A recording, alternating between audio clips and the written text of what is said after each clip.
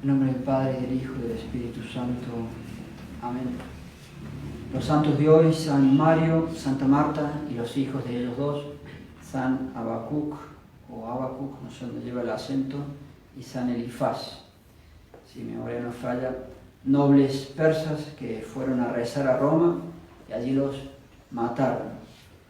Y los santos, en este caso el texto del Evangelio para estos mártires que a propósito se muestra para las épocas de hoy que nos toca vivir con esos relatos de los inicios de los dolores, dice Dios nuestro Señor Jesucristo allí en el Evangelio, y dice de pestilencias, hambres, etc. Pestilencias, tenemos este tema dando vuelta del coronavirus y Dios sabrá si no aparece algo peor.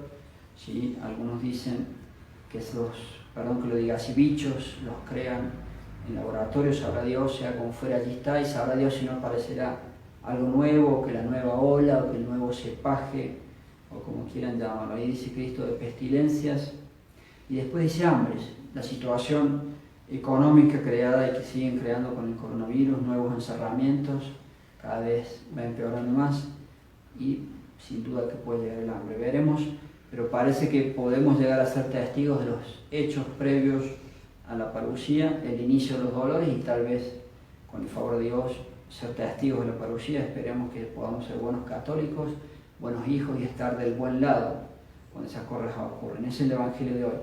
Y este libro, que siempre diremos es un tesoro, como nos ilustra con lo que han sufrido los santos, allí dice Dios, en las épocas finales os matarán, os entregarán a los tormentos. Dios dirá lo que nos toque vivir, pero Él nos dará la gracia y solamente en Él esperamos, y así debe ser. Los santos de hoy vale la pena repetir tres que son impresionantes, realmente algunas muertes de los mártires. San Mario, su esposa y sus dos hijos, nobles persas, vinieron a Roma a rezar, imperio de Claudio, dice el martirologio. Después de sufrir azotes, el potro, el fuego y las uñas aceradas les cortaron las manos.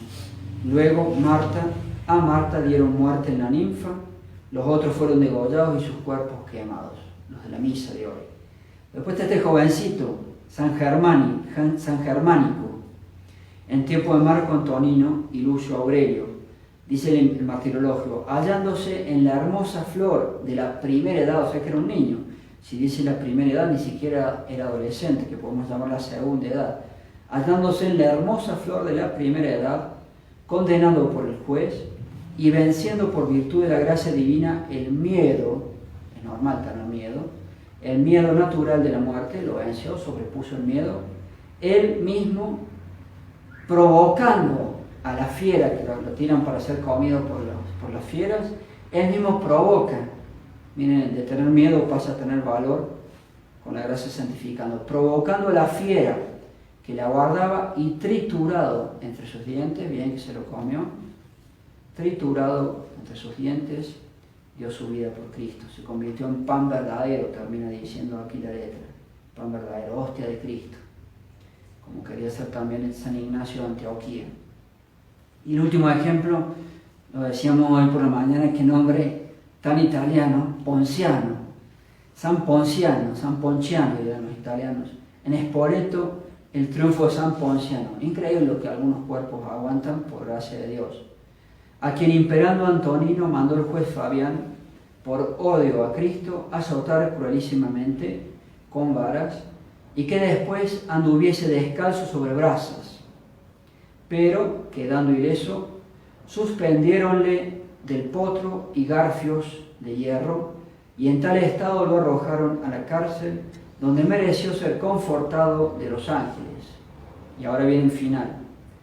Echáronle luego a los leones, rociaron su cuerpo con plomo derretido. ¿Se imaginan lo que será eso? Tirar plomo derretido sobre el cuerpo, las quemaduras y el dolor que será eso.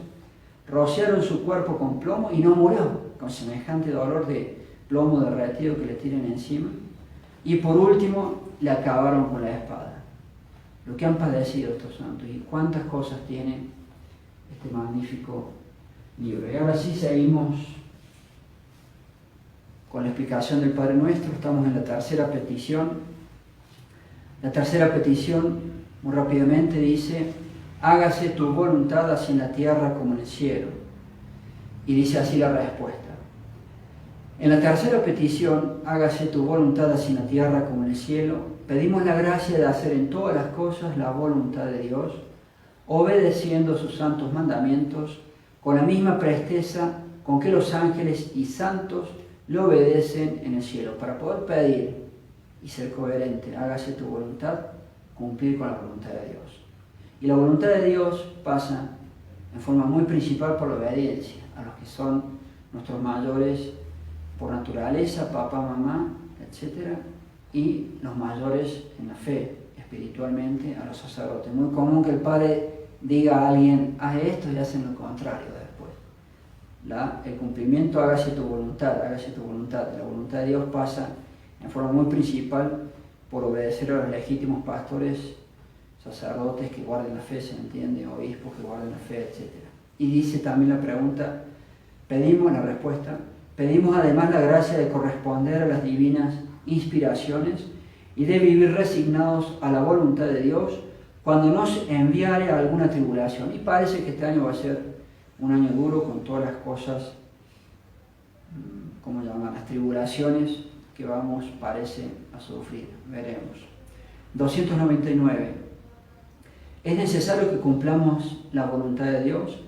Es tan necesario que cumplamos la voluntad de Dios como lo es alcanzar la salvación eterna. Obvio, no podemos salvarnos si no cumplimos con la voluntad de Dios. Pues Jesucristo dijo que solo entrará en el reino de los cielos el que hiciere la voluntad de su Padre, principalmente cumpliendo los mandamientos. Así es como podemos llegar a salvarnos, siempre con la gracia de Dios.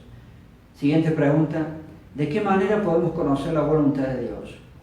Podemos conocer la voluntad de Dios especialmente por medio de la Iglesia, lo que nos manda la Iglesia Católica, y de nuestros superiores espirituales, sacerdotes, obispos, insisto, que guarden la verdadera fe, puestos por Dios para guiarnos en el camino de la salvación.